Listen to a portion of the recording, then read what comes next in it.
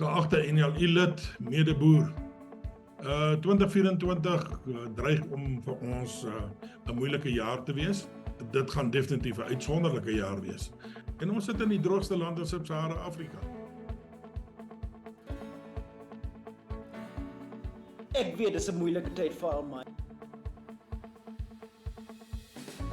Dit is nou 'n geleentheid wat ons het om met ons boere 'n bietjie hartsake te gesels in 'n tyd wat dit nie so maklik gaan nie.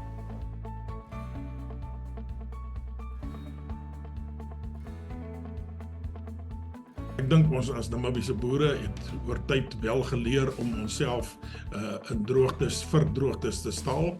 Dit gesê, hoop ons hierdie is slegs 'n noodwiel en dat ons nie gaan nodig hê om hierdie noodwiel te gebruik nie, maar dat ons wel oor die gerief of die luukse van 'n noodwiel beskik.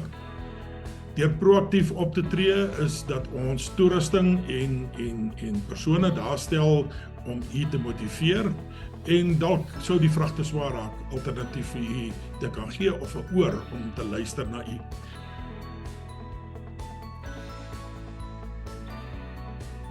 Alhoewel ons hoop en bid dat die tweede deel van die reenseisoen nog steeds 'n baie goeie reenseisoen gaan wees, moet ons die realiteit in die gesig staar dat ons 'n baie goeie kans in hierdie land het om op 'n rampdroogte af te speel. En die eerste deel op my plaas om te besef, om te begin is om die realiteit te sien dat ons dalk groot moeilikheid gaan hê. Die Landbou-Unie gaan in hierdie reeks video's poog om u as boer te help met praktiese video's en praktiese oplossings om ten einde u besluit te help neem hoe u hierdie droogte gaan bestuur. Daar is nog hoop.